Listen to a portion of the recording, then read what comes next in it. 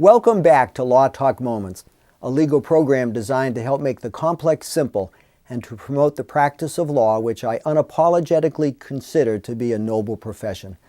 My name is Attorney Rob Caprera, and I'm humbled to be your host again. The last time we were together, we considered the very fundamental question, why should a person have a will? As we reviewed previously, when a person doesn't have a will, the state writes a will for that person through what is called the law of intestacy, which is essentially directing your property to the closest heirs in your family tree. So is it important for a person to have a will? The simple answer is yes. In a will, a person makes his or her last statement to the world regarding his or her affairs. There are two main areas where the testator, the maker of the will, can make a statement: in giving gifts and in giving directions. It is commonly understood that people write wills to give gifts. The gifts can be specific, such as a grandfather's pocket watch or a grandmother's wedding band. They can involve accounts, stocks, bonds, real estate, or personal property items, and they often involve money. Because wills have to be drafted foresightfully if the testator could die in a day or several decades, it's often best to designate percentages for your beneficiaries instead of giving specific amounts of money, because the size of a person's holdings can go up and down over time. The second important use of a will is to give directions. This is often overlooked by clients, but it is very, very important. One direction to give is the appointment of a personal representative. We used to refer to this person as an executor for the man or the executrix for the woman. Now, under the MUPC, we refer specifically to this person as the personal representative. This person has the responsibility to work with a lawyer to file the will and all of the opening papers with the probate court to secure the appointment. Thereafter, the personal representative marshals the assets of the estate, pays the bills and taxes, prepares and files an inventory and account, makes the final distributions to the heirs, and then closes the estate.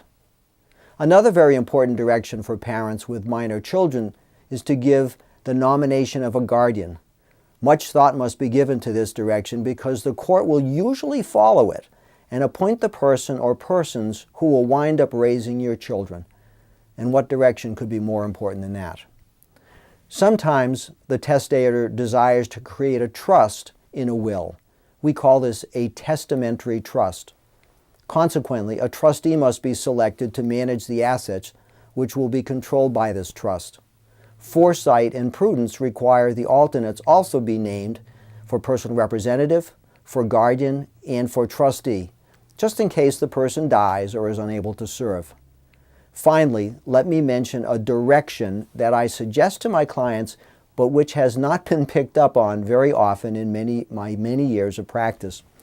My guess it's just too complicated for the parents to deal with this issue, though I think it's really a good thing. That is, in the will, which is your so-called last testament or last statement to your family, you can leave a message from your heart, a last word of advice or encouragement or endearment. For a wayward child, it would seem to me that clear last words of admonishment or direction or request in a will would sear into that child's heart and have a lasting effect. These types of wills are sometimes referred to as equitable wills. If you have time and are interested, Google the will of William Shakespeare. He died in 1616, and you'll see an example of this. In any event, these are the basic reasons to have a will. A will doesn't leave your family guessing what your wishes were. If good drafting is undertaken, then a clear message is left behind and it helps the family work through the grieving process. And I would think this would be one of the goals that you would aim for in considering your estate plan. In our next session, we'll consider what a will does and what it doesn't cover. And hopefully, your understanding of estate planning will be expanded to give you several more options for providing for your beneficiaries after you die. I believe this information will be eye-opening for you, so please join us for this next program. So I look forward to our next time together with Law Talk Moments. Please follow Law Talk Moments on www.capreralaw.com.